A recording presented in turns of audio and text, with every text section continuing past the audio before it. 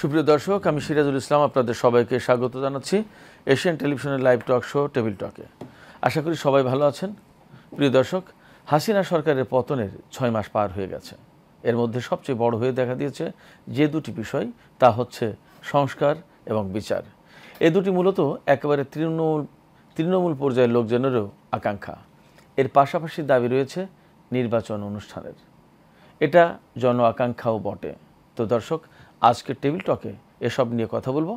আলোচনার জন্য স্টুডিওতে উপস্থিত রয়েছেন 3 জন সম্মানিত অতিথি। তাদের একজন হচ্ছেন মিনা ফারহা, আমেরিকা প্রবাসী কলামিস্ট ও অ্যাক্টিভিস্ট। সঙ্গে রয়েছেন ইংল্যান্ড প্রবাসী শিক্ষাবিদ ও লেখক মোহাম্মদ শাহ আলম। আরও রয়েছেন বিএনপির নেতা ইঞ্জিনিয়ার আবুল বাশার। তিনি প্রায় সময় রাজনীতির বিশ্লেষণ করে থাকেন। ইঞ্জিনিয়ার আবুল বাশার। দর্শক, পরিচয় পর্বের পর আমরা চলে যাচ্ছি আলোচনায়। মিনাপা, আপনার কাছ থেকে প্রথমে শুনতে চাই, কেমন আছেন আপনি? থ্যাংক ইউ, ভালো আছি। আপনারা ভালো আছেন? আমি যতদূর জানি যে আমরা সবাই ভালো আছি। আমি যতদূর জানি যে আপনি 4 মাস আগে দেশে এসেছিলেন, আবার এলেন। এটাও জানি যে আপনি 8 বছর বাংলাদেশে আসতে পারেননি। সাবেক স্বৈরশাসক বা পতিত সরকার বা ফ্যাসিস্ট সরকার যাই বলি না কেন, আপনাকে দেশে আসতে দেয়নি। তো এই যে দেশে এলেন, এই পর্যায়ে আপনার কাছ থেকে জানতে চাইব যে কতটা বদলেছে বাংলাদেশ, কেমনভাবে দেখছেন এই পরিবর্তনকে, বা কতটা বদলাচ্ছে Bangladesh?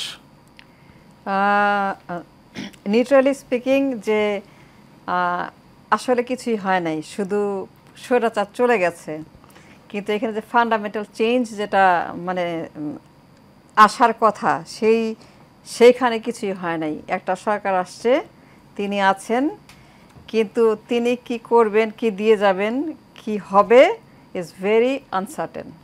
I don't see any hope, nothing, because after the revolution you need a বিপ্লবী সরকার to stabilize the country. In this situation, we have a very unstable government. Always there's something going on, very disturbing. প্রত্যেক দিন protest হচ্ছে। তো এইরকম পতিত সরকারের পরে একটা সরকার যখন চলে গেল, তখন তো আমার ইকোনমিটাকে ডেভেলপ করার জন্য যে ধরনের সবার কোঅপারেশন দরকার, সবাই চায় ক্ষমতা। Nobody wants economy, nobody wants economic stability. আমরা যেটা ভুলে গেছি, গত 34 বছর 91 থেকে 24 পর্যন্ত 34 বছর দুইটা সরকার ক্ষমতা ছিল, বিএনপি আওয়ামী লীগ ভাগাভাগি করে। এই দুইটা সরকার আমাদের economic destruction is more serious than the political destruction. আমি পছন্দ করি western style of democracy, conservative versus liberal, Democratic versus মানে রিপাবলিকান পার্টি। এইখানে দুইটা পারিবারিক পার্টির অসুবিধা হচ্ছে যে you become like a North Korea. We have become like a North Korea, পরিবার প্রধান, জনগণ চুলা যাক, and that has destroyed the economy. আমার দেশে কোনো সমস্যা নাই, একটাই সমস্যা, I don't have the economy. Without the money, you cannot achieve nothing. First thing you need is a dollar to buy the food and the fuel. For that, we have to have an economy minimum $500 billion export, 500 billion export to support this kind of mass population, which is absolutely mandatory. কিন্তু আমার কোনো export নাই। আমার যে export আছে, আমি losing every year $30 to $40 billion exported, চুরি হচ্ছে, পাচার হচ্ছে পোশাকের সঙ্গে। কিন্তু যারা ক্ষমতায় ছিল equally responsible, neutrally BNP and Awami League, তারাই 34 বছর ক্ষমতা ছিল, তারা আমার ইকোনমিকে ডিস্ট্রয় করছে। So I blame them 50-50। Just hartal করছে, জ্বালাও পোড়াও করছে, কিন্তু যে জন্য মানুষ ভোট দেয় যে আমার একটা অন্ন বস্ত্র বাসস্থান হবে, এইটার দিকে none of these two women paid any attention. So crore crore লোক বেকার হয়ে মধ্যপ্রাচ্যের দিকে ছুটছে, আফ্রিকার দিকে ছুটছে ফর এ জব। এইটা অত্যন্ত দুঃখজনক। And this two parties should bear equal responsibility for destroying my economy. That comes with the political destruction as well. আমার কাছে political destruction is not as important as much as economic destruction has happen. 350 billion যদি পাচার হয়, এটা শুরু হয়েছে কিন্তু 91 থেকে, তার আগের থেকেই হয়েছে। But if I take that as a benchmark, 91 থেকে এখন পর্যন্ত 34 বছর দুই lady, they had the power to develop my country to be Singapore, Malaysia, দক্ষিণ Korea, Japan. We could be like Singapore আর Dubai, richer than Dubai, because we have everything to become like richer than Dubai. But these two ladies always pays attention to their power. কেমনে করে ক্ষমতা grab করবো, জ্বালাও পড়া হরতাল, 450-500 দিন হরতাল করছে। After that what can you expect from a poor country that all the bloods are sucked out because of this disturbance? So that has destroyed the economy. And when the foundation of the country is destroyed because of economical destruction, then you always have a problem which you see what is evolving. ওকে মিনাপা, আপনার বক্তব্য একদমই পরিষ্কার। আপনি যা বলেছেন আমরা সব বুঝতে পেরেছি। ইঞ্জিনিয়ার আবুল বাশার আপনার কাছে আসতে চাই। আপনি বিএনপির প্রতিনিধিত্ব করছেন আজকের এই টক শোতে, আপনি রাজনীতির বিশ্লেষণ করে থাকেন, বিএনপি করেন, এবং মিনাপা পরিষ্কারভাবে আপনার দল এবং আওয়ামী লীগকে 50-50 দায়ী করেছেন দেশের অর্থনীতি ক্ষতিগ্রস্ত করার জন্য, ওনার ভাষায় ধ্বংস করার জন্য। আপনি কি বলবেন? ধন্যবাদ আপনাকে এবং আমার সহআলোচকদেরকে এবং এশিয়ান টিভি সমস্ত দর্শককে আমি আন্তরিক অভিনন্দন জানাচ্ছি। মিনাপা যে কথাটা বলছে, আসলে আমি তার কথার সাথে সম্পূর্ণ একমত হতে পারছি না। কারণ আপনি আমাকে বলেন, এখানে একটু প্রশ্ন করব। যে শিওর। সম্পূর্ণ একমত হতে পারছেন না, কতটুকু একমত হচ্ছেন? আমি 20% একমত হতে পারি। ওকে, 80%-এর বিষয়ে বলেন। এখন আপনি যদি আমরা আমাদের দীর্ঘ ইতিহাস যদি দেখেন, আমরা কিন্তু পাকিস্তান থেকে বাংলাদেশ আমাদের আসতে হয়েছে এবং একটা মুক্তিযুদ্ধের রক্তক্ষয়ী সংঘর্ষের মধ্যে দিয়ে একটা যুদ্ধ বিধ্বস্ত একটি দেশকে যেভাবে আমাদেরকে গঠন করার দরকার ছিল সেটা আমাদের করতে পারি নাই। আমাদের অভ্যন্তরীণ অনেক প্রবলেম ছিল। এখন আপনি আমাকে বলেন যে 53 বছরের বাংলাদেশ আজকে আমাদের যে ইকোনমিক্যাল ভলিউম যেটা বলেন, ব্রিটিশ গণতন্ত্র যদি আপনি বাংলাদেশে যদি অ্যাপ্লাই করতে চান, নট অ্যাকসেপ্টেবল। আপনি বাংলাদেশের মানুষ, আপনাকে বাংলাদেশের চিন্তা ভাবনা করতে হবে। ব্রিটিশরা তো এক সময় সারা পৃথিবী শাসন করত। আমাদের কি সেই মানসিকতা আছে? আমাদের সেই মানসিকতা নাই। সো আমি ওয়েস্টার্ন ডেমোক্রেসির সাথে বাংলাদেশের ডেমোক্রেসিকে আমি মিলাতে চাচ্ছি না। আর রাজনীতিবিদদের হচ্ছে যে বাংলাদেশের রাজনীতিবিদদের অনেক ব্যর্থতা আছে, অনেক অর্জনও আছে। আপনি দেখেন, আপনি যদি বিএনপির কথা যদি বলেন, শহীদ রাষ্ট্রপতি জিয়াউর রহমান একমাত্র ব্যক্তিত্ব, দক্ষিণ এশিয়াতে একজন সামরিক অফিসারের নেতৃত্বে একটি দল দক্ষিণ এশিয়াতে সবচেয়ে বেশি জনপ্রিয়তার আসনে আছেন এবং এই ব্যক্তিটি আধুনিক বাংলাদেশের উপকার। আপনি দেখেন, আপনি আজকের যে জনশক্তির রেমিটেন্স নিয়ে আমরা কথা বলি, যারা আজকে বাংলাদেশ থেকে বিদেশে থাকেন, এটার দারুণ মোচন করেছিলেন জিয়াউর রহমান। হি ওয়াজ পলিটিশিয়ান, সামরিক অফিসার থাকলেও তিনি পলিটিশিয়ান ছিলেন, তিনি একটি রাজনৈতিক দলের প্রতিষ্ঠাতা। সো আমাদের কথা বলতে গেলে আমাদেরকে চিন্তা করে কথা বলতে হবে। আজকে যে গার্মেন্টস, বাংলাদেশ যে 2টা রেমিটেন্সের উপর শক্ত ভিত্তিতে দাঁড়িয়ে আছেন, সেটাও জিয়াউর রহমানের অবদান। অর্থাৎ আমি আপনাকে এভাবে যদি জিয়াউর রহমানের 19 দফা কর্মসূচির কথা যদি বলি, তো ওনারা হাত ধরে বাংলাদেশের অনেক উন্নয়ন, যেটার স্টার্টিং যেটা বলে, সেটা তাদের মধ্যেই হয়েছে। আপনি আমাকে বলেন, আওয়ামী লীগ আর বিএনপি, আমি এখন ধরেন চিন্তাই করলাম না দেশটা চালাবে কে, সুশীলরা? 111-এর 2 বছরের সরকার আমাদের দেশকে 50 বছর পিছিয়ে দিয়ে গেছে। এখন যারা ক্ষমতায় আছে তাদের জনগণের কাছে কোথায় দায়বদ্ধতা আছে? আপনি কি বলতে পারবেন? 111 আমি নিজেও জেল খেটেছিলাম, তার কোনো বিচার কি করার কোনো সুযোগ আছে আমাদের? তারা কেউ আমেরিকাতে বার্গার বিক্রি করছে, কোথায় আছে তাদেরকে কেউ খবরই রাখে না। কিন্তু আপনি দেখেন, দেশনেত্রী বেগম খালেদা জিয়া, তাকে 2বার তাকে দেশ থেকে বিতাড়ন করার চেষ্টা করেছে। তিনি বলছেন, নো, আমার এখানে আমার জন্ম, এখানেই আমি থাকবো, আমার মৃত্যু হলে আমি এখানেই থাকবো, এটাই আমার ঠিকানা। এটা হচ্ছে একজন পলিটিশিয়ানের কমিটমেন্ট। আর আমাদের সুশীল সমাজের কোনো কিছু হলেই আমরা দৌড় দিয়ে দেশের বাড়ি চলে যাব, ওইখান থেকে অনেক সুন্দর সুন্দর কথা বলতে পারবো। আমার প্রশ্নটা হচ্ছে, রাজনীতিবিদদের যদি সমস্যা থাকে সেটাকে সুন্দর করার জন্য আপনারা আসুন না, দেশে আসুন। দেশে এসে রাজনীতিবিদদের পলিটিক্যাল পার্টিগুলোর মধ্যে আপনার যে রিফর্ম করার দরকার, প্রেশার করেন যেন আওয়ামী লীগ বিএনপি তোমার ঠিকভাবে চলছো না। কিন্তু আপনি যদি সমালোচনা করে ডিপলিটিসাইজ করার চেষ্টা করেন, তো বাংলাদেশের তো কোনো উন্নতি হবে না। আপনি এখন যে কোনো দেশের উদাহরণ দেন, পলিটিক্যাল পার্টি ছাড়া আপনি শুধুমাত্র এই উত্তর কোরিয়া আর এই রাশিয়া, ভেনিজুয়েলা, কয়েকটা হাতে গোনা দেশ বলতে পারবেন। কিন্তু সারা পৃথিবীতে কিন্তু ডেমোক্রেসি এবং পলিটিক্যাল পার্টির হাতেই দেশ, এবং পলিটিক্যাল পার্টির মাধ্যমেই কিন্তু দেশের উন্নয়ন হচ্ছে। সো আপনি যদি ঢালাওভাবে সেই 111-এর মতো যদি বলতে থাকেন সমস্ত পলিটিশিয়ানদের অপরাধ, নো, যে পলিটিশিয়ান করাপ্টেড তার বিরুদ্ধে কথা বলেন, কোনো সমস্যা নাই। আমি একটি দলের সমর্থক হলেও আমি কখনোই আমার দলের যারা দুর্নীতিবাজ তাদেরকে আমি এখানে রিপ্রেজেন্ট করতে আসি নাই। এবং আমার নেতা জনাব তারেক রহমান উনি কিন্তু স্ট্রেট ফরওয়ার্ড বলেছেন, এবং আমি আপনাকে এখানে বলতে পারছি না, অনেকে উনি পানিশমেন্ট দিয়েছেন এবং অনেকেই টিভি চ্যানেল দখল করতে গিয়েছিলেন। তারেক রহমান ফোন করে স্ট্রেট ফরওয়ার্ড বলে দিয়েছেন এটা আমার পক্ষ থেকে অ্যালাউ করা হবে না, এবং আমার নাম ব্যবহার করে কোনো ধরনের ব্যবহার করা এবং দলের নাম ব্যবহার করে কোনো ধরনের করা হবে না। তারেক রহমান এখন ম্যাচিউর পলিটিক্স করছেন তিনি। এখন প্রবলেম হচ্ছে আমাদের রাজনীতিবিদদের যদি সমস্যা সেগুলোকে যদি আপনি সেই দোষটাই যদি শুধু বলতে চান ডিস্ট্রয় হয়ে গেছে, নো। আপনি 1971 সালে বাংলাদেশের যে আমার ইকোনমিক্যাল ভলিউম ছিল, এখন চিন্তা করে দেখেন। এখন আপনি আমাকে বলেন সমস্ত দুর্নীতিবাজ কি পলিটিশিয়ানরা করে? আপনি বলেন যে রূপপুর পারমাণবিক বিদ্যুৎ কেন্দ্রের যে বালিশকাণ্ডের কথা জানেন, উনি কি করেছিলেন? পলিটিশিয়ান। এই যে সচিবরা, তারা এই যে বিভিন্ন ধরনের আপনার দুর্নীতি করে বেগমপাড়াতে বাড়ি করেছে, প্রকৌশলী বলেন, ডাক্তার বলেন, ইঞ্জিনিয়ার বলেন, প্রত্যেক সেক্টরে দুর্নীতির মহোৎসব। আপনি আমাকে বলেন তো টিআইবি কি বলেছে যে বাংলাদেশে শুধু রাজনীতিবিদরাই দুর্নীতিবাজ? প্রত্যেকটা সেক্টরে দুর্নীতি। আপনি সেগুলো বাদ দিয়ে শুধু পলিটিশিয়ানদের দুর্নীতি নিয়ে কেন টানটানি করেন?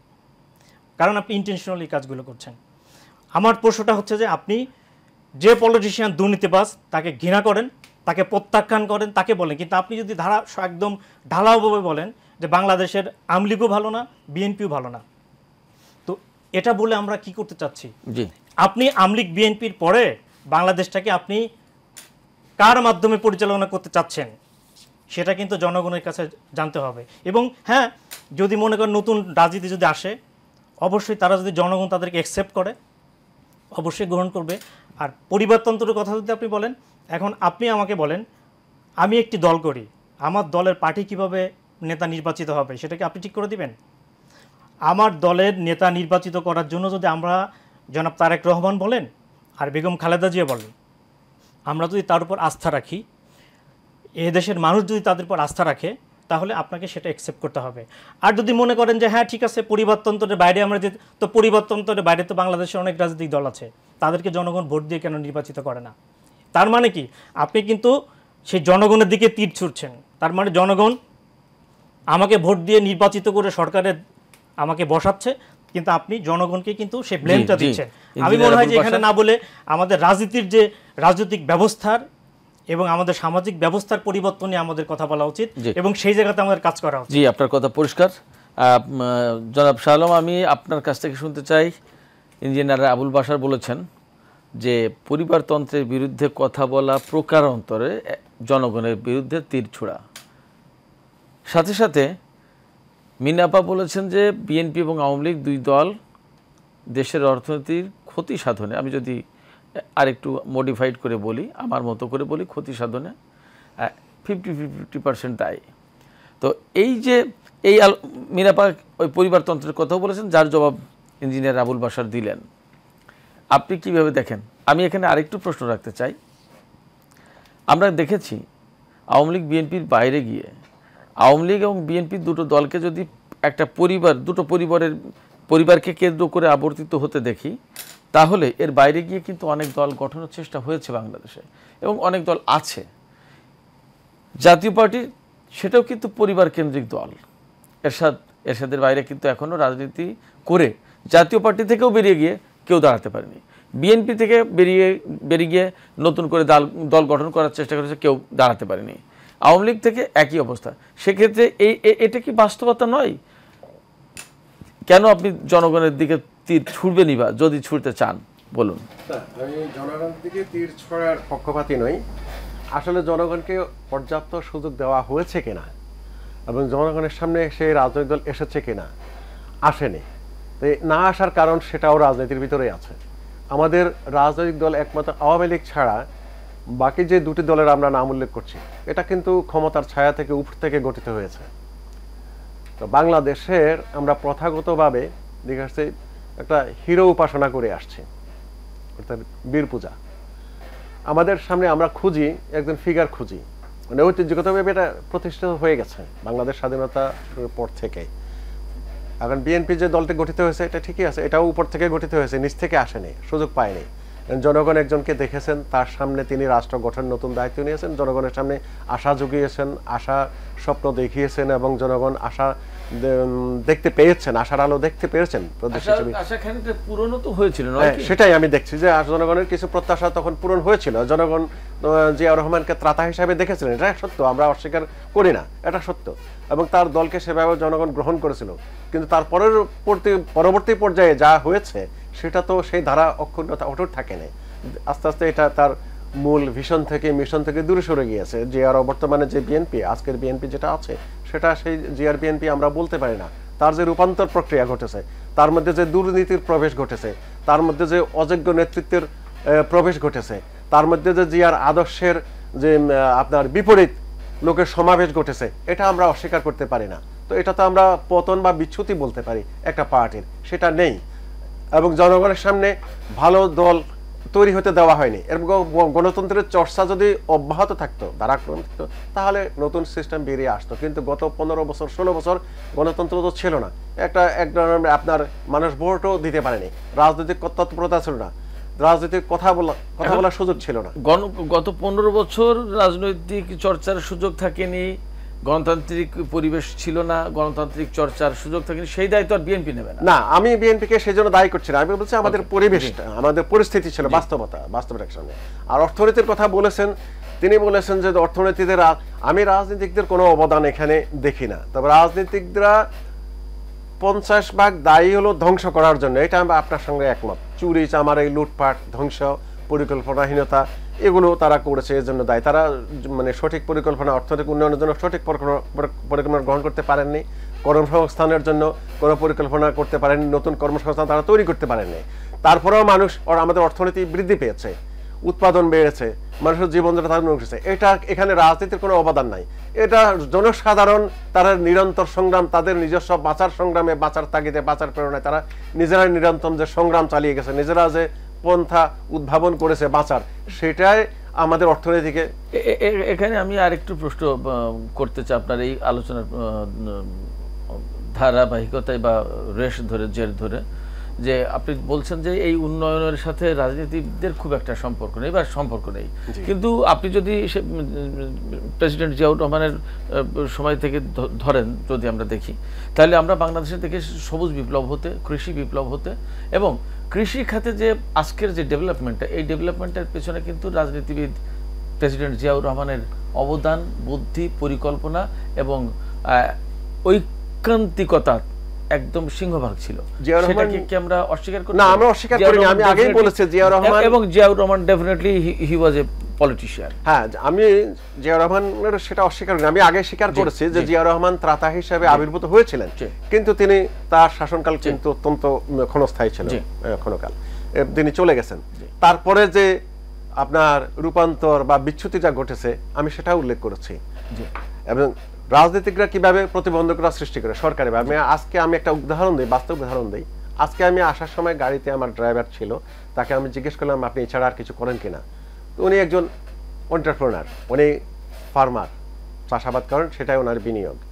অনেক কথা বলতে বলতে তিনি বলছেন আমি এক্সপোর্ট করতে পারছি না, এক্সপোর্টে আসতে পারছি না। আমি কেন আসতে পারছি না বোঝার জন্য বললাম যে বাংলাদেশে এক্সপোর্টে ঢুকতে হলে বাংলাদেশ এক্সপোর্ট অ্যাসোসিয়েশন নামে এরকম একটা সংস্থা আছে, সেটার মেম্বার হতে হবে, তা না হলে আমি পাঠাতে পারবো না। এবং সেটার মেম্বার হতে আমি চেষ্টা করেছি, কয়েক লক্ষ টাকা অপচয় করেছি।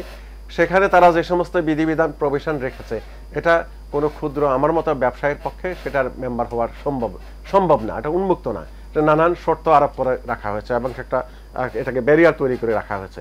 তো সেগুলো অর্থাৎ আমি তার সংক্ষেপে বলি, তার পুরো স্টোরি বলতে গেলে আজকে এখানে সময় হবে না, আমাদের অন্য আলোচনা করতে পারবো না।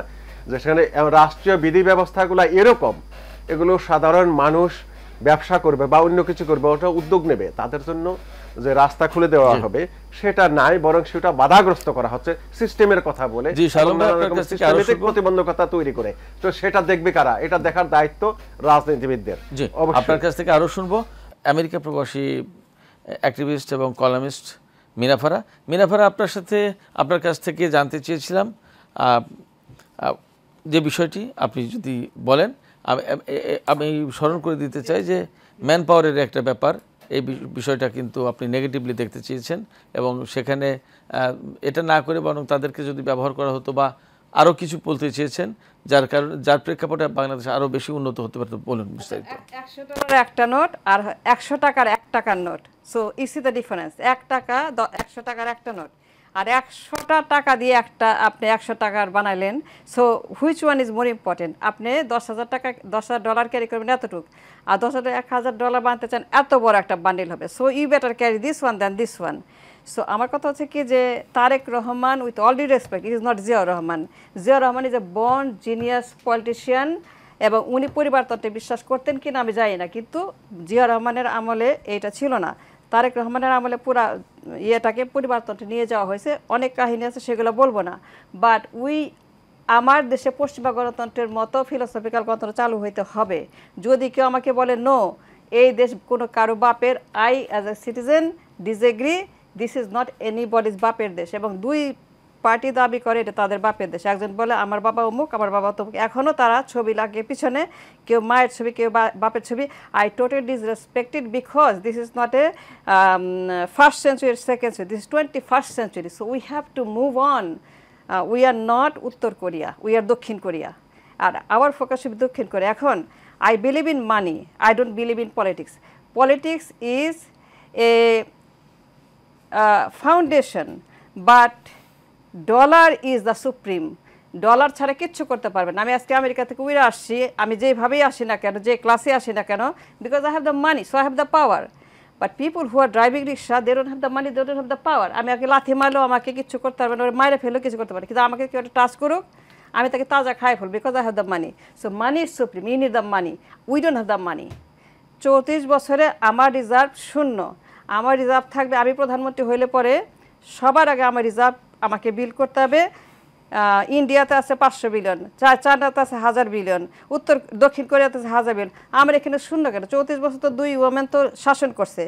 তারা কি করছে বলেন আমাকে? তারা আমাকে কি দিবে ভবিষ্যতে? আমাকে কি আরও মজুর বানাবে, আরও রিক্সা, আরও অটো রিক্সা দিবে? Yes, that's what they going to do. They come into power, they going to give me more auto rickshaw. আমি আপনাকে বলতেছি $100 বিলিয়ন আসবে সমুদ্রের তেল, গ্যাস, খনিজ সম্পদ থেকে। আমি প্রধানমন্ত্রী হলে পরে 91-এ আমি বলতাম এই কন্ট্রাক্ট দিব। এতদিনে $100 বিলিয়ন আমি এক্সপোর্ট করতাম সমুদ্র থেকে। 100 বিলিয়ন আমি সেমাই কন্ডাক্টর, 100 বিলিয়ন চামড়া শিল্প, 100 বিলিয়ন একটা রাউন্ড টেবিল, সুন্দরবন মানে ট্যুরিজম, যেটা দুবাই, সিঙ্গাপুর, মালয়েশিয়া, 100 বিলিয়ন সমুদ্র সৈকত, investment, real estate, offshore account 100 billion, তারপরে আপনার গাড়ি, building, Toyota, Hyundai 100 billion. I can go on and on, because আমি বিজনেস ওম্যান, রাইট? $100 বিলিয়ন আমি দিতে পারি ফাইবার অপটিক কেবল থেকে। আমি সেলফোন তৈরি করতে পারি, চায়না সেলফোন তৈরি করে, ইলন মাস্ক আছে ইন্ডিয়াতে, আমি কেন ইলন মাস্ককে আনতে পারি না? আমাকে কেন সেলফি তুলতে হবে? আমি কেন ওভাল অফিসে বসে হ্যান্ডশেক করতে করতে আই ক্যানট সাইড a deal? Okay, give me $100 billion worth of export. I'm going to build semiconductor for you. Our engineer আছে, আমার বুয়েট আছে, চুয়েট আছে, রুয়েট আছে. This kind of প্রধানমন্ত্রী with a very high IQ, 120, 130, Oxford, Cambridge educated. We need educated prime minister. I don't care what you say. We have to have a people with a brain who is going to run the country. He cannot bring somebody from the kitchen and say, oh, it is আমার prime minister. কারণ সে অমুকের বাবা, অমুকের মা. No, that those are gone. We have to have a prime minister with a very high IQ, with a vision, who has the education to go to the White House and tell Mr. Trump, you have Silicon Valley.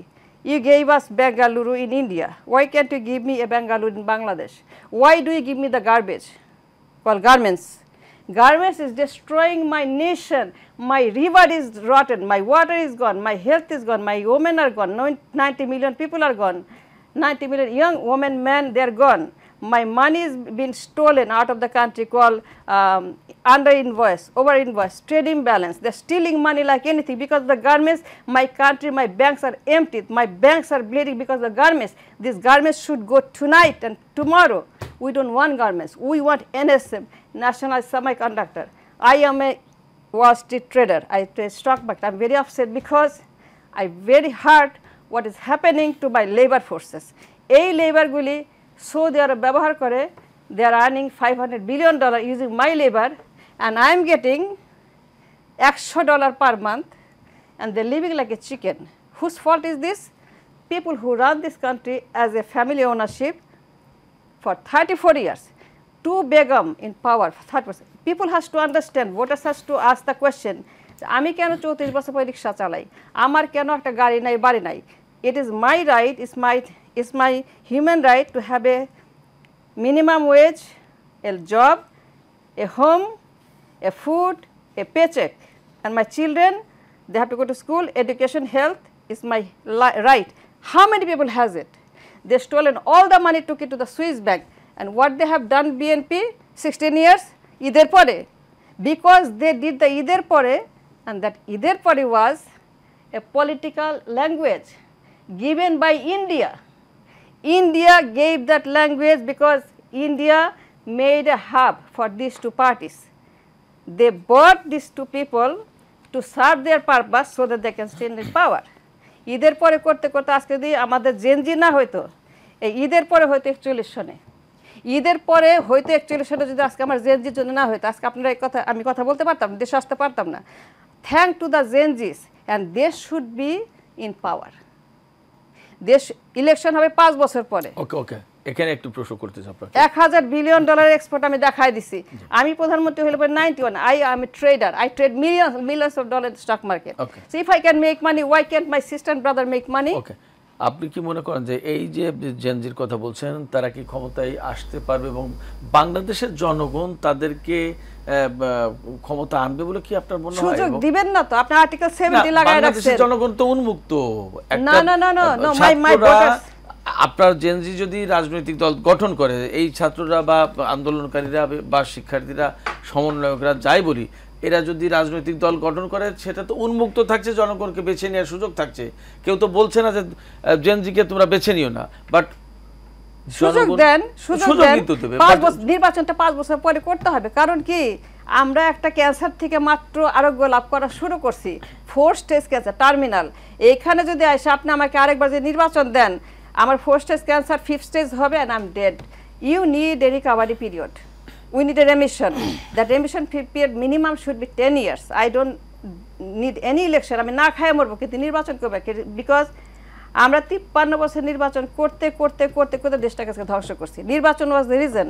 No economic development, nobody talking about money, nobody talking about the Wall Street dollar, $100 billion in the reserve, $2 trillion export, সমুদ্র, তেল, gas, খনিজ সম্পদ, মেধা সম্পদ। What happened? নির্বাচন না হলে গণতান্ত্রিক চর্চাটা হবে কিভাবে? নাও নির্বাচন তো করছেন, তো গণতন্ত্র পাইছেন? কিন্তু নির্বাচন বাদ দিলাম, নির্বাচন বাদ দিলে কি গণতান্ত্রিক চর্চা হবে? না, আপনাকে নির্বাচন উইথড্র করতে হবে, না রাজনীতি উইথড্র করতে। 10 years no election, like Singapore, like Malaysia. How he made the Malaysia? নির্বাচন, election, everything was stopped for some time. They all put in jail. Let me develop the country, go read the book, Lee Kuan. Okay, বুঝতে পেরেছি আপা, আপনি অনেক বলেছেন। Engineer Abul Bashar, আপনি বলবেন কি? আপনার দলের বিরুদ্ধেও অনেক অভিযোগ মিনাপার পক্ষ থেকে, আপনার যদি জবাবে আমাকে আপনি একটু সময় দিবেন, কারণ মিনাপা অনেকগুলো কথা বলছে, আমার আর্টিকেল 70 এগুলো উত্তর আমাকে দিতে। আর্টিকেল 70 ইটস ওকে, আমি এগ্রি উইথ ইউ। সেটা হচ্ছে যে এখন মনে হচ্ছে যে তারেক রহমান জিয়াউর রহমানের সন্তান কেন হলেন, এটা হচ্ছে তার অপরাধ। ঠিক আছে, বাট তা অপরাধ হতে পারে না। না, সেটাই তার কথা, সেটাই বোঝা যাচ্ছে আর কি। মানে আমি একটা পরিবারে কেন জন্ম নিলাম এবং এদেশের মানুষ কেন আমাকে অ্যাকসেপ্ট করছে, এটা হচ্ছে আমার অপরাধ, এটাই তো। আচ্ছা, তার লাস্টের কথা যেটা, কিন্তু সেটা আসলে ওনার ইন্টেনশনটা কিন্তু এখানে পরিষ্কার। জেএনজি কি ইন্টেনশন পরিষ্কার মনে হচ্ছে? এই যে নির্বাচন চাচ্ছেন না, মানে 1 এবং 1 যোগ +2, এটাই। আপনি জেএনজির কথা বলছেন, তাহলে একটু শুনেন। বলেন। জেএনজির একজন উপদেষ্টা 5 লাখ টাকার কম্বল বিতরণ করতে গিয়ে 73 লাখ টাকা খরচ করছে হেলিকপ্টারে। স্কোয়ারকে 73 লাখ টাকা পে করা হয়েছে helicopter bill. Not only that, না please let me finish. 5 lakh টাকার কম্বল বিতরণ খরচ হেলিকপ্টার বাবদ 73 লাখ। নট অনলি দ্যাট, 2টা স্পটে হেলিপ্যাড ছিল না, সেই নতুন হেলিপ্যাড তৈরি করে সেখানে হেলিকপ্টার নামানো হয়েছে। That is called JNG. এক জেএনজি ফেসবুকে স্ট্যাটাস দিয়েছে যে গত সরকারের লুটপাটের কারণে এবছর 42,000 কোটি টাকা রাজস্ব ঘাটতি। দে ডোন্ট নো রাজস্ব ঘাটতিটা কি, তারা আগামী দিনে বাংলাদেশ চালাবে, মানে চিন্তাটা করেন আপনি একটা। এই জেএনজিদের সরকারের অনেক উপদেষ্টার সাথে আমার টকশোতে আসতে খুব ইচ্ছা হয়, তারা তাদের টকশো শুনেছি, তুতা পাখির মতো কত সুন্দর সুন্দর কথা বলছে না। পলিথিনে নিয়ে আপনি সংগ্রাম করলেন, পলিথিনকে আপনি বাদ দেওয়ার জন্য টাকাও দিলেন যে পাটের আমাদের ব্যাগ আসবে, কোথায়? That is a very big question. আপনার সেই জেএনজির সদস্য লাল গালিচা, আপনি যে খালেদা জিয়া, তারেক রহমান আর শেখ হাসিনাদেরকে আপনি যে চর্বিত চর্মন করছেন, লাল গালিচা বিছিয়ে জেএনজিরা যাচ্ছে হচ্ছে আপনার খাল খননের উদ্বোধন করার জন্য, অথচ সারা বাংলাদেশে হাজার হাজার লাখ লাখ ইটের ভাটা অবৈধভাবে চলছে। ঢাকা শহরের কি অবস্থা? এই জেএনজির অনেক উপদেষ্টা টকশোতে বলতে যে আমরা যদি দায়িত্ব পেতাম তাহলে একদম কাজ করে ঢাকা শহরে এই করে ফেলতাম। ঢাকা শহরে এখন বসবাস করা যায়? ঢাকা শহরে এখন তাহলে 6 মাসে আপনি কি কাজ করেছেন? দৃশ্যমান দেখান একটা, যে ঢাকা শহরের যানজট নিরসনের জন্য আপনি এই করেছেন, বায়ু দূষণের জন্য আপনি এই করেছেন, করতে পারছেন না। আপনি এখন ওই যে ওইখানে চলে আসছে, এখন কথাটা হচ্ছে যে এই যে ডেভিল হান্ট শুরু হলো, তাই না? কিভাবে শুরু হলো? আমার দলের কুমিল্লার যুব দলের নেতাকে পিটিয়ে মারলেন, কোনো ডেভিল হান্ট নাই। আমার ময়মনসিংহের যুব দলের নেতাকে পিটিয়ে মারলেন, কোনো ডেভিল হান্ট নাই। আমার নারায়ণগঞ্জের যুব দলের নেতাকে পিটিয়ে, ডেভিল হান্ট নাই। যখনই বৈষম্যী ছাত্র আন্দোলনের তারা আক্রান্ত হলো, সরকারি ছাত্র সংগঠনের মতো আপনি পরের দিন ডেভিল হান্ট শুরু করলেন। মানে কি আমাদের কি বলদ ভাবেন এগুলা? অর্থাৎ একটা শ্রেণী, আমি অলওয়েজ বলছি এটা একটা ষড়যন্ত্র বিএনপির বিরুদ্ধে, যাতে বিএনপি ক্ষমতা না আসতে পারে। তাদের হচ্ছে এদেরকে নিয়ে একটা গেম প্ল্যান করে তারা খেলার চেষ্টা করছে। বাট আমি মনে করি এদেশের মানুষ 1952-তে রক্ত দিয়ে ভাষার অর্জন করেছে, 69-এর গণ অভ্যুত্থান, 70-এর নির্বাচন, 71-এর মুক্তিযোদ্ধা এবং 90-এর গণ অভ্যুত্থান বলেন, এরপরে যদি আপনি বলেন যে 24-এর গণ অভ্যুত্থান, এদেশের মানুষের রক্তের বিনিময়ে অর্জিত। আমেরিকা ইংল্যান্ডে বসে হয় নাই। উনি যে দেশে থাকে, গাজার আন্দোলনের বিরুদ্ধে ইউএসএ মোস্ট সবগুলো পপুলার বিশ্ববিদ্যালয়ের স্টুডেন্টরা ডেমনস্ট্রেট করার জন্য রাজপথে নেমেছিল। সেই সুশীল আমেরিকানদের, সেই আইন শৃঙ্খলা বাহিনী তাদেরকে যেভাবে পিটিয়েছে, তাদেরকে গ্যাস মেরেছে, কোথায় তাদের জেএনজি ওখানের? আপনি ওই দেশে জেএনজি কিছু করতে পারেন, আপনি বাংলাদেশে জেএনজি নিয়ে আপনি খুব আপনার আকাঙ্ক্ষা। কেন আপনি আমেরিকাতে বলেন সেই জেএনজিকে কেন মেরেছে? এগুলো শোনেন, এগুলো আমরা বুঝি। এবং আপনার এই এখানে আমি আজকে 7তম, আপনি যদি আমার সবগুলো দেখেন, আমি এটা বারবার বলি যে সবার ইন্টেনশন হচ্ছে একটাই, সেটা হচ্ছে বিএনপিকে ক্ষমতায় না আসতে দেওয়া। ওই যে বলে না রিক্সাওয়ালা সুন্দরী বউ, এখন না বিএনপি হয়ে গেছে সেরকম আর কি। বিএনপিকে ঠেকানোর জন্য যা যা করার, যা যা বলার সেটা করছে, কোনো অসুবিধা নাই। আপনি নির্বাচন দেন, নির্বাচন দিলে জনগণের কাছে বলেন এখন আপনার সরকারই তো ক্ষমতায়, জেএনজি সরকারই তো ক্ষমতায়, রাইট? ডক্টর ইউনূস হি ডিক্লেয়ার হিমসেলফ যে জেএনজি তার ক্ষমতার দাবিদার। তাহলে আপনারা ক্ষমতায় আছেন, জেএনজি ক্ষমতায় আছে, একটা সুন্দর নির্বাচন দেন। যদি আপনাদেরকে জনগণ ভোট দেয়, ওয়েলকাম। আপনি বাংলাদেশকে দুবাই বানান আর আপনি সিঙ্গাপুর বানান, এগুলো গল্প তো হাসিনার কাছে শুনছি আমরা। শোনেন, easy to set but difficult to do. আপনাকে মাথায় রাখতে হবে বাংলাদেশে 18-20 কোটি মানুষের বসবাস। এখানে আমাদের 1,40,000 বর্গ কিলোমিটারের মধ্যে, এটা কি আমেরিকা? কতগুলো স্টেট আছে আমেরিকাতে বলেন? সেইখানে তাদের এত জায়গার মধ্যে তাদের যে অ্যাকোমোডেশন, আমাদের কি সে অবস্থা আছে? আমাদের জনগণ, আপনি কি সেভাবে আপনি বললেই আজকে কালকে রাজনীতিবিদ, আপনি একটা চিন্তা করে বলেন তো, তারেক রহমানকে অভিযোগ দিচ্ছেন, তারেক রহমান কি ক্ষমতায় আসতে পারছে একবারও? তারেক রহমান কি ক্ষমতায় একবারও আসতে পারছে? জিয়াউর রহমানের পরে বেগম খালেদা জিয়া, তারেক রহমান তো ক্ষমতায় আসেননি, উনি তো প্রধানমন্ত্রী হন নাই। তাকে একবার দেখেন, প্রধানমন্ত্রী সে হোক, দেশ যদি না চালাতে পারে তাহলে অন্য কেউ চালাবে, আপনাদের জেএনজিরা চালাবে, অসুবিধা নাই। যারা 42,000 কোটি টাকা রাজস্ব ঘাট থেকে, না প্লিজ লেট একটু, আপনাকে অনেক সময় দিয়েছি, একটা না যেহেতু আমাকে দুইজনের কথার উত্তর আমাকে দিতে হচ্ছে, আপনাকে যথেষ্ট সময় দিয়েছি, আরো দেব। না আমরা একটু বিরতিতে যাই এখন। আচ্ছা, বিরতি থেকে এসে না হয় আপনার কাছ থেকে শুনি। দর্শক, আমরা আলোচনা শুনছিলাম, আলোচনায় ছিলেন ইঞ্জিনিয়ার আবুল বাশার, তিনি মূলত মিনা ফারাপার আলোচনার জবাব দিচ্ছিলেন। আমরা আবার তার কাছ থেকেই শুনবো তার জবাব। আলোচনা শুনছিলাম ইঞ্জিনিয়ার আবুল বাশার, আপনার কাছ থেকে আপনি যদি বাকিটা বলেন। আমি যেটুকু বলতে চাচ্ছিলাম সেটা এই যে আমি ভ্যান্ডালিজমকে পছন্দ করি না। ধরেন এই যে 32 নম্বর সহ সারা বাংলাদেশের যে ঘটনাগুলো ঘটলো, ঠিক আছে, এটা রাগ বই প্রকাশ বলেন যেটারই হোক, 32 নম্বর কবি প্রকাশ বলেন, সেটা নিয়ে কিন্তু আমার কোনো আপত্তি নেই। 32 নম্বর করেছেন। আমার প্রশ্ন সুধাসদন, এটা তো শেখ হাসিনার পরিবারের সম্পত্তিও না, বা শেখ হাসিনারও না, এটা ওয়াজেদ মিয়ার সম্পত্তি। উনি একজন বাংলাদেশের বিখ্যাত ওয়াজেদ মিয়ার সম্পত্তি কি শেখ হাসিনার সম্পত্তি না? না, কারণটা হচ্ছে শেখ হাসিনা কর্তৃক নির্যাতিত ছিলেন তিনি ওই প্যাটার্নের কিন্তু ছিলেন না।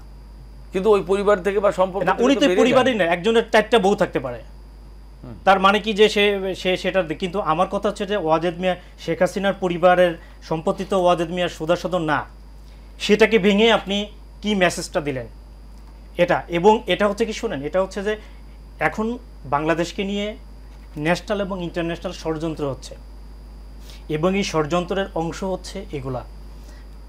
এটার কারণটা হচ্ছে যে বাংলাদেশকে ডিপলিটিসাইজ করা, এটা কিন্তু সেই 111 থেকে শুরু, এবং সেটা ইট ইজ কন্টিনিউটি, এটা চলতেছে। কিন্তু এটা আমাদেরকে মাথায় রাখতে হবে। ডিপলিটিসাইজ করে হ্যাঁ, কি অর্জন করতে চায় আপনার কি ধারণা? এই যে ধরেন মাঝখান দিয়ে কিছু ক্ষমতার স্বাদ গ্রহণ করে নিচ্ছে কিছু মানুষ। শোনেন, আপনি যদি দুঃখে থাকেন তাহলে পরে তারা আনন্দ পায়। এখন এটাকে আপনি কোন সংজ্ঞায় সংজ্ঞায়িত করবেন? ওকে, বুঝতে পেরেছি। আমরা আপনাকে এখানে বুঝতে পেরেছি। আমি ওই জায়গায় কেন যেতে পারলাম না, আমার যোগ্যতা কেন হলো না? আপনার এই প্রশ্নের রেশ ধরে এই আক্ষেপ তো আমি পূরণ করতে পারবো না। আমি আপনার এই প্রশ্নের রেশ ধরে মোহাম্মদ শাহ আলম আপনার কাছে জানতে চাই যে বাংলাদেশের যে সংস্কার হচ্ছে বা যে বর্তমান পরিস্থিতি, তার সাথে চরমভাবে ডিসএগ্রি করছেন ইঞ্জিনিয়ার আবুল বাশার, এবং তিনি এটাও বলছেন আমরা অনেকেই যারা স্বপ্ন দেখছি জেনজি নিয়ে বা নতুন ছাত্রদের নতুন রাজনৈতিক দল নিয়ে বা এই সংস্কার নিয়ে, সেখানে তার কিন্তু চরম আপত্তি বা ডিসএগ্রি রয়েছে। আপনি কিভাবে দেখছেন এবং কতটা বর্তমান যে সংস্কার প্রক্রিয়া বা যা চলছে তাতে আপনি ব্যক্তিগতভাবে কতটা সন্তুষ্ট এবং কিভাবে দেখছেন? আচ্ছা, আমি সংস্কার নিয়ে সন্তুষ্ট হওয়ার মতো কিছু আমি এখনো দেখছি না। সংস্কার কমিশন হয়েছে, কমিশনের রিপোর্ট এসেছে। সংস্কার কমিশন হওয়া, রিপোর্ট প্রকাশ করা, সংস্কার হয়ে যাওয়া এক জিনিস না। সংস্কার এখনো শুরু হয়নি। শুরু বলা যায় যে রিপোর্ট দিয়ে শুরু হচ্ছে, এবং রিপোর্ট কতখানি বাস্তবায়ন হবে, কতখানি কি করবে সেটা আমরা নিশ্চিত না।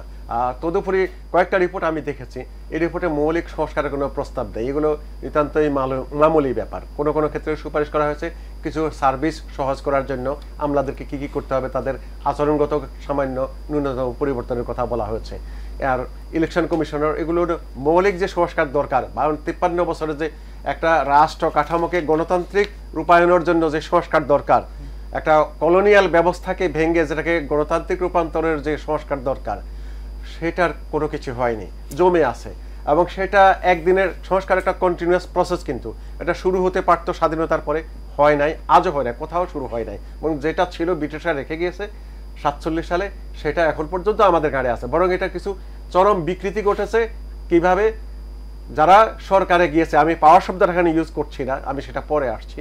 যারা সরকারে গিয়েছে তারা নিজেদেরকে তারা ক্ষমতা পাবে, সরকারে যাওয়াটাকে ক্ষমতা পাবে, সেই ক্ষমতাকে সংহত করা, শক্ত করা এবং প্রলম্বিত করার জন্য যা যা কিছু করা দরকার সেগুলো তারা করেছে।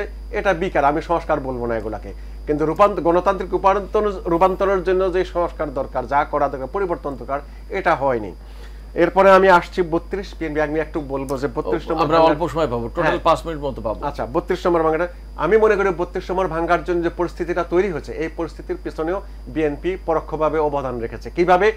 5ই আগস্টের পর থেকেই বিএনপি ক্রমাগত বলে আসতেছে যে আওয়ামী লীগকে নিয়ে তারা নির্বাচন করবে। জামাতও বলেছে একই কথা, আওয়ামী লীগ তাদের রাজনৈতিক পরিবারের সদস্য, তারা বিচারকে বাধাগ্রস্ত করার জন্য চেষ্টা করেছে, আওয়ামী লীগকে ফিরে আনার জন্য চেষ্টা করেছে, ক্রমাগত বলে গেছে। আওয়ামী লীগ এখানে উৎসাহিত হয়েছে, শেখ হাসিনা উৎসাহিত হয়েছে এই সমস্ত বক্তব্যে, এবং তারা ধীরে ধীরে মাথা বের করা শুরু করেছে। আর বাংলাদেশের মানুষের প্রত্যাশা ছিল তাদের বিচার ত্বরান্বিত করা, বিচারের পরে সিদ্ধান্ত নেওয়া। কিন্তু সেই বিচার এখনো পর্যন্ত দৃশ্যমান কোনো কিছু হয়নি, হয়তো চলছে ভিতরে ভিতরে, আমরা জানি না কতদূর কি হচ্ছে। ফলে আওয়ামী লীগ এবং শেখ হাসিনা উৎসাহিত হয়েছে তারা মাথা বের করার জন্য, তারা বক্তব্য বিবৃতি দেওয়ার জন্য। এই পরিস্থিতিটা মানুষকে সংক্ষুব্ধ করেছে এবং উত্তেজিত করেছে বিপ্লবী জনতাকে। তারা সেটারই হিসেবে তারা ক্রোধ প্রকাশ করার জন্য গিয়ে তারা 32 আমরা এরপরে আসছি ট্রানজিশনের পিরিয়ড আছে। সংক্ষেপে বলছি, একটা ট্রানজিশন পিরিয়ড দরকার, যে আমরা ক্ষত বা ধ্বংস থেকে বা একটা মানে ইয়ে থেকে কঠোর স্বৈরাচার কি বলে এটাকে মুক্তি পেয়েছি। হ্যাঁ, এই মুক্তির পরে যে ধ্বংস থেকে মুক্তির পরে আমরা ধ্বংসের পরে যে আমরা যে রিকভারি করবো, রিকভারি প্রসেসের জন্য একটা টাইম পিরিয়ড দরকার, সেই কুলিং অফ পিরিয়ড দরকার, একটু গঠন করার জন্য সময় দরকার। সেই সময় না দিয়ে তো আমরা নির্বাচনের জন্য চাপ দিচ্ছি উপর্যুপরি ক্রমাগত, এবং এই সরকারটাকে একটা কার্যকর এবং শক্তিশালী সরকার, কার্যক্ষম সরকার হিসাবে গঠন করতে দেওয়া হয়নি। আমরা জানি এরা কারা। স্বরাষ্ট্রমন্ত্রী কার্যক্ষম নন, বাণিজ্য মন্ত্রী কার্যক্ষম নন, শিক্ষামন্ত্রী কার্যক্ষম নন। এরা কাদের মনোনয়ন হয়েছেন? তাহলে এরা এই তিনজন মন্ত্রী আমরা জানি যে বিএনপির মনোনয়নে তারা হয়েছেন। এখানে প্রশ্ন আসছে বা প্রশ্ন এসে যায় যে এই যে উপদেষ্টা পরিষদ তারা যদি এরকম কার্যক্ষম নয়, তাহলে তাদের কাছে কতক্ষণ দেশ রাখা উচিত হবে, ঠিক হবে? সে প্রশ্ন তো থাকে। আমরা সে প্রশ্নের দিকে যাচ্ছি না জনাব শালম। আমরা মিনাপা আপনার কাছ থেকে খুব সংক্ষেপে শুনতে চাই। একই কথা আমি আপনার কাছে জানতে চাই। আপনি আমেরিকায় থাকেন, শালম ভাই লন্ডনে থাকেন, কিরকম বাংলাদেশ দেখতে চান খুব সংক্ষেপে? আমার দেশে 8 কোটি job missing. We need a job, high paid job. আমাদের মিনিমাম বেতন হওয়া উচিত $1000 মাসে। সেখানে আমাদের দেশের মানুষের কোনো বেতনই নেই। আমাদের যে জিডিপি আছে ফুল অফ অনলি লেবার, কৃষক। The GDP should be 30% profitable goods and items like semiconductor, computer, গাড়ি, বাড়ি, এই সমস্ত শিল্প। We don't have anything. These two parties have ruled this country for so many years and we don't have any money. No money. ওকে, আমি আপনার কাছে ছোট্ট আর একটা প্রশ্ন করতে চাই খুব সংক্ষেপে। পরিবারতন্ত্র নো। ওকে, না পরিবারতন্ত্র থাকবে কি থাকবে না, it will be decided by the people. পরিবারতন্ত্র আমার গণতন্ত্র তো আমার সংবিধানে। ওকে, আমি অন্য একটা প্রশ্ন করি, সেটা হচ্ছে যে এই যে অর্থনৈতিক ডেভেলপমেন্টের কথা বলছেন আপনি, এই ব্যাপারে আপনারা যারা প্রবাসে থাকেন, বিশেষ করে আমেরিকা লন্ডনে থাকেন, আমেরিকা লন্ডন অনেক বড় কিছু আমাদের বাংলাদেশের প্রেক্ষাপটে, এই জায়গা থেকে কোনো বুদ্ধিবৃত্তিক কাজ করে ওয়ার্ক করে বা হোমওয়ার্ক করে কোনো পরামর্শ সাজেশন কি গভর্নমেন্টকে দিতে পারেন? হ্যাঁ, অবশ্যই অবশ্যই আমাদেরকে ডাকুক, আমাদেরকে আমাদের মতো হাজার আছে, আপনারা প্রবাসের থেকেই কি এটা নিজেরা অর্গানাইজ করে এইটা করতে পারেন? No, it is not going to happen. You need a stimulant. You need Goldman Sachs, JP Morgan. আমাদের কত ইকোনমিস্ট কাজ করতেছে Bangladeshi. Why don't you call them and bring them 500 ইকোনমিস্টের একটা ই করেন, আপনি উপদেষ্টা কমিটি করেন ওখানে। Let them develop the economy. দুইটা পার্টি 34 বছর শাসন করলো। নাও খালেদা জিয়া রেখে গেছে 3 বিলিয়ন, আর শেখ হাসিনা একদম জিরো করে দিয়ে গেছে। They are responsible to answer to the voters. আমার রিক্সাওয়ালাদের কাছে বলতে হবে যে 8 কোটি জব মিসিং কেন, তাদের ছেলেপেলেরা কেন রিক্সায় থাকে এবং তারা স্লামে থাকে কেন? আমার দেশ যখন মালয়েশিয়া হওয়ার কথা, তখন আমার দেশ কেন সোমালিয়া হয়ে গেল? সোমালিয়া। এই প্রশ্নের জবাব আমরা Somalia. Why they made us Somalia? আমার ব্যক্তিগত পক্ষ থেকে আপনাদের কাছে আহ্বান থাকবে যে আপনারা যারা ফরেনে থাকেন, তারা বাংলাদেশের ডেভেলপমেন্টের জন্য আপনারাও একটু ভাবেন, কিছু সাজেশন দেন। ইঞ্জিনিয়ার আবুল বাশার, আপনার আলোচনার মধ্য দিয়ে আমাদের আজকের আলোচনা শেষ হবে। আপনার কাছে ছোট্ট প্রশ্ন হচ্ছে, না শালম ভাই আপনাকে আর আমরা সুযোগ দিতে পারবো না। ইঞ্জিনিয়ার আবুল বাশার, আপনার কাছে ছোট্ট প্রশ্ন, সেটা হচ্ছে যে শালম ভাই আলোচনা করছিলেন যে 32 নম্বরের ঘটনার জন্য বিএনপি পরোক্ষভাবে দায়ী, কিভাবে দেখছেন খুব সংক্ষেপে? বিএনপি সবসময়ের জন্য বলছে যে বিএনপি এই সমস্ত হামলা মামলা এগুলোর সাথে বিএনপি কখনোই এগুলো পছন্দ করে না, এবং এটা তারেক রহমানের ডাইরেক্ট নির্দেশ। আপনি যদি তার বক্তব্যগুলো দেখে থাকেন তাহলে স্পষ্ট হবে। এটা বিএনপিকে ব্লেম দিয়ে কোনো লাভ নাই। আমি আপনাকে তো আগেই বলছি যে সবার আক্রোশ বিএনপির উপরে, কারণটা হচ্ছে যে এনিহাও বিএনপিকে ঠেকাও। বাট এদেশের জনগণ বারবার রাজনৈতিক দলের উপর আস্থা রেখেছে, আগামী দিনেও রাখবে, এবং আমি আশা করি বিএনপি আগামী দিনে তারেক রহমানের যে 31 দফা এবং সেটা জিয়াউর রহমানের 19 দফার সাথে সমন্বয় করে আগামী দিনে তারেক রহমানের যে কর্মসূচি আসবে এবং দেশ পরিচালনার ক্ষেত্রে তার যে দক্ষতা, সেটা আপনারা আগে দেখেন, দেখার পর বিচার করেন।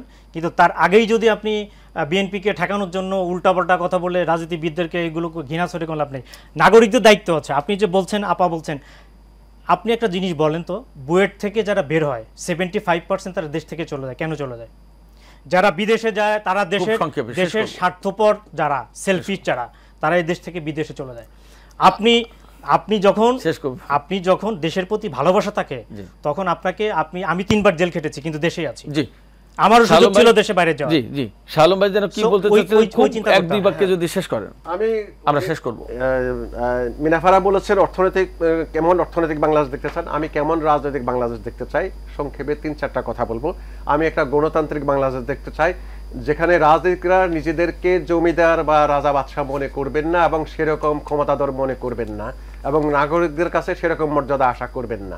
দে আর পাবলিক সার্ভেন্ট, যে ইলেক্টেড অফিস হোল্ডার, রাষ্ট্রের ইলেক্টেড অফিস হোল্ডার, দে আর পাবলিক সার্ভেন্ট, এবং তারা পাবলিক সার্ভেন্টের মতো বিহেভ করবেন। তারা নাগরিকদের কাছে মাননীয় নন, তারা নাগরিকদেরকে সমীহ করতে শিখতে হবে, নাগরিকদেরকে জবাবদিহি করতে শিখতে একটা হবে। কথা, human god system has to go. আপনার কথা পরিষ্কার, আপনার কথা পরিষ্কার। মানব দেবতা বন্ধ করতে হবে। মানব মিনাপা, দেবতা ইজ ব্যাড। আপনাদের অনেক প্রত্যাশা আছে, বুঝতে পেরেছি। বাংলাদেশকে আসলে আপনারা মানব ভালোবাসেন, দেবতা। আপনাদেরও দেশ এটি, আপনারা দেশকে ওন করেন।